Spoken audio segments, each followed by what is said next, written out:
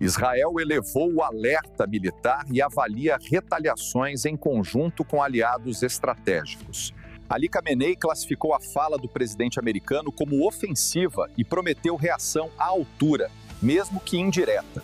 O presidente foi direto. Ele sabe onde está o líder iraniano e não descarta uma ação cirúrgica se for necessário. A tensão só aumenta e o que vem a seguir pode ser uma escala global em guerra e preços. Vamos acompanhar agora cada detalhe. No sexto dia de conflito entre Israel e o Irã, o líder supremo iraniano, Ayatollah Ali Khamenei, classificou a declaração de Donald Trump exigindo uma rendição como inaceitável e que ameaças não afetarão o pensamento e o comportamento da nação iraniana. O discurso foi exibido no Sistema Nacional de Televisão. O Fabrício Naitsky, nosso editor de internacional, está de volta e vai detalhar para a gente esse discurso, na verdade, que foi um representante que, na verdade, acabou trazendo as repercussões e a fala do Ayatollah. É isso, Fabrício? Exatamente, Soraya. Isso chama muita atenção. Não foi o próprio Ayatollah Ali Khamenei que se manifestou. Ele enviou uma mensagem que foi repassada por um representante do governo iraniano nesta manhã. Ele já havia aparecido publicamente na sexta-feira e agora volta a se pronunciar, mas não por conta própria, e sim através de um terceiro. O que acontece aqui nesse momento?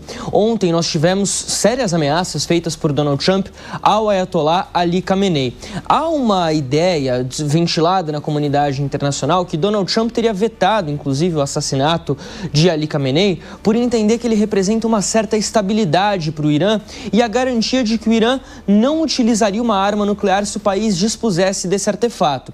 Por quê? Porque o Ali Khamenei também é, além de ser um líder político, um líder religioso. E há alguns anos ele assinou um novo decreto, vamos dizer assim, no Irã, garantindo que o país não poderia usar uma arma nuclear porque isso iria contra os preceitos da religião islâmica. Então talvez essa seja a garantia que Donald Trump enxerga do Ali Khamenei para o resto do mundo contra o uso de armamentos nucleares. O que acontece é que ontem Trump falou que sabe exatamente onde está Ali Khamenei, que os Estados Unidos estão cientes da localização dele e que ele poderia ser um alvo se isso fosse necessário. Agora, o líder supremo iraniano afirma que um pedido por rendição, como fez Donald Trump, é completamente irracional e, como você destacou, que as ameaças não impactam os pensamentos ou comportamentos da nação iraniana. Essas ameaças feitas por Trump não têm reverberado muito bem lá no Irã e aí nos leva à seguinte conclusão: o Irã acredita aqui que pode, se for cair atirando nesse conflito. Se os Estados Unidos apoiarem diretamente Israel nessa guerra, os Estados Unidos também acabam se tornando alvos do Irã. Mas não necessariamente o território dos Estados Unidos, cidades como Nova York, Los Angeles, não. Mas sim as áreas ali no entorno do país. Por exemplo, os Estados Unidos têm uma frota hoje de navios que está na costa do Bahrein. Poderia ser um alvo de ataques iranianos. Os Estados Unidos têm base no Iraque e no Kuwait, dois países vizinhos. Também poderia ser alvo de ataques. E mesmo outros países da região que não estão diretamente ligados ao exército americano poderiam ser alvos iranianos caso o país decida ir por essa postura de cair atirando. Por exemplo, as instalações petrolíferas na Arábia Saudita. Lembrando que o Irã é um país xiita, a Arábia Saudita sunita, ou seja, eles não têm necessariamente uma boa relação, embora estejam ali próximos geograficamente, em vários outros aspectos também. E isso representaria um golpe muito grave para os Estados Unidos no sentido econômico, no sentido diplomático também. A aproximação dos Estados Unidos no Oriente Médio nesse ano passa muito pelas relações com a Arábia Saudita. Foi através da Arábia Saudita que os Estados Unidos restabeleceram as suas relações com a Síria há pouco mais de um mês. Então isso seria um dano considerado muito grave para o governo americano, para a Casa Branca, caso o Irã decida cair de fato atirando nesse conflito. Lembrando, ele não consegue se sustentar sozinho por muito tempo nessa guerra não, Soraya. Que é algo, né, o Naitsky, que quem fala também pelo Irã diz que a população também não aceitaria isso, uma capitulação do regime por causa de um conflito, principalmente vindo de Israel. Eu tenho uma dúvida, o Naitsky, em relação ao substituto do Khamenei. Digamos que o Khamenei desapareça, ele está com 86 anos, já não está com a saúde absolutamente dentro daquilo que se espera, até pela idade que tem. O Ibrahim Raisi era um dos preferidos, aquele que morreu no helicóptero, era presidente do Irã. Fala-se também no filho do Khamenei. Fica por aí a possibilidade de substituição do atual líder do Irã? Poderia ser. A gente precisa entender também, Nonato, se de repente a substituição do líder supremo do Irã não passa por uma troca de regime, como Israel tem ventilado. Ontem, o ministro Gideon Saar, que é o ministro das Relações Exteriores de Israel, afirmou que a troca de regime não é um objetivo de Israel, mas que poderia ser um resultado dessa guerra. Ele menciona como objetivo 3 pontos principais. Primeiro, fazer sérios danos às instalações, ao plano nuclear do Irã. Segundo, fazer sérios danos à arquitetura, às instalações de mísseis balísticos. E terceiro, fazer sérios danos à proposta iraniana de acabar com o Estado de Israel. Esses são os objetivos de Israel nessa guerra, segundo o ministro das Relações Exteriores, Gideon Saar, e aí ele menciona: a troca de regime poderia acabar acontecendo se isso tudo de fato acontecer, mas não é o nosso principal objetivo aqui nesse momento. Agora, caso haja uma troca de regime no Irã, aí a gente precisa ver 2 possibilidades. Primeiro, a de uma troca de alguém ligado ao Ayatollah Ali Khamenei, que poderia ser nessa linha como você destacou, ou então, de fato, uma troca de regime, vinda da oposição iraniana. Acontece que a oposição do Irã, como a gente já destacou aqui algumas vezes, também é anti-Israel. Ela pode ser contra Ali Khamenei e o presidente Massoud Pezeshkian, mas ela não é necessariamente pró-Israel ou mais pró-Ocidente, muito pelo contrário.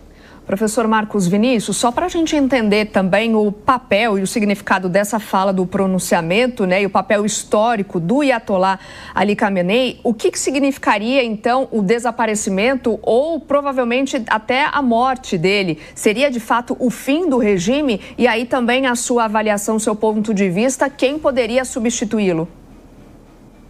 Não é o fim do regime porque ele é um líder religioso. Então, e aí no Irã, por isso que a gente fala que é uma teocracia, porque você tem a religião em cima do Estado. Por isso que você também tem um presidente do Irã. Então, ele é como se fosse o Papa. Haveria um conselho de clérigos que se reuniria para escolher um sucessor para assumir essa posição de líder, de Ayatollah, na mesma função que aconteceu com o Khamenei. Então, não seria... São dois vieses diferentes. Quando se fala de troca de regime, seria efetivamente deixar que o Irã abandonasse essa questão da teocracia e passasse a ser um regime normal, uma república normal, em que não houvesse uma sobreposição do religioso sobre o governo em si. Então, o que haveria também é uma demoção da religião como o principal elemento de identificação nacional. Por isso que é complicada essa questão nesse processo todo de teocracia.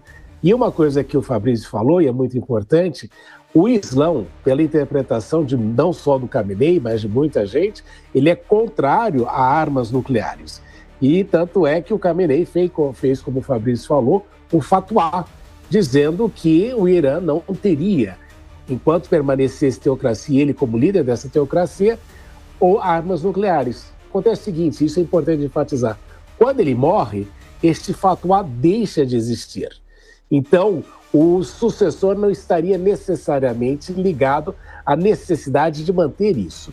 E com isso poderia aí voltar a estimular que o Irã efetivamente fizesse armas nucleares. Então, até o elemento religioso é importante nessa determinação do futuro. E não há dúvida de que, se piorar a situação, um novo sucessor, com certeza, vai fazer esse tipo de situação, porque é uma interpretação religiosa. Aliás, professor, só aproveitando essa sua deixa, a religiosidade tradicional do Irã está, de certa forma, em declínio?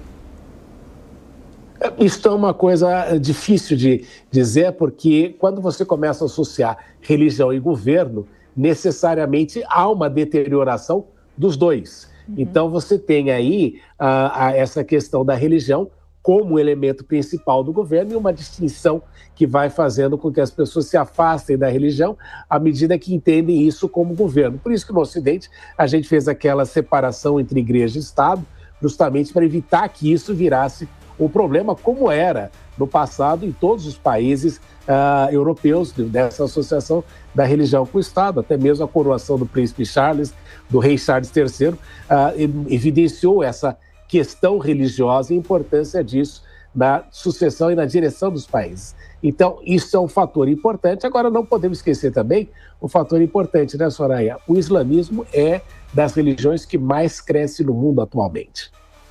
Pois é, o Fabrício, só como o professor estava dizendo, você tem lá o Ayatollah como líder supremo, e embaixo ali do guarda-chuva dele, presidente, judiciário, guarda revolucionária, né? Aquela coisa toda. Então é como se ele fosse acima de todos esses. Todos os temas passam por ele? Boa parte, principalmente dos mais sensíveis. É claro que ele não vai cuidar de buraco de rua, por exemplo. Isso aí é uma coisa do prefeito de Teherã e por aí vai. Mas boa parte daquilo que é sensível para a teocracia passa pelo Ayatollah Ali Khamenei. Tem uma cidade chamada Qom, lá no Irã, que é uma cidade que tem uma formação de muitos líderes religiosos. Boa parte dos ayatollahs saem dessa cidade de Qom. Fabrício, eu queria só voltar um pouquinho na questão do petróleo.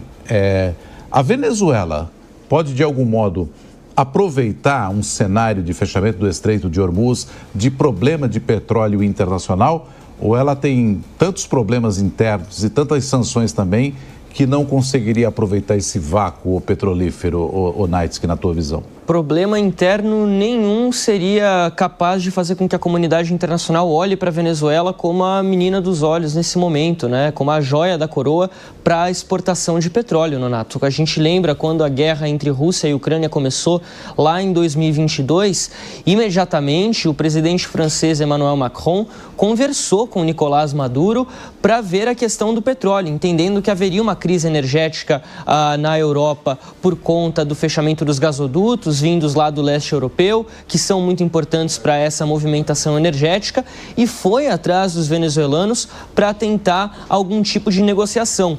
Embora a França seja um dos países que tenha uma série de rusgas com o governo, com o regime de Nicolás Maduro, que tenha declarado que as eleições recentes lá na Venezuela foram ilegais, foram eleições fraudulentas, mas isso não impediria que a comunidade internacional se voltasse para o governo de Caracas para tentar algum tipo de negociação nesse sentido. É uma oportunidade que certamente Maduro tem visto com muito bons olhos, caso haja de fato esse fechamento do Estreito de Hormuz, porque a Venezuela, em grave crise financeira, poderia se preparar para receber propostas de vários países e negociar o seu petróleo, que é a sua principal commodity. Se até mesmo o líder supremo do Irã pode se tornar alvo, o que isso diz sobre os próximos passos dessa guerra?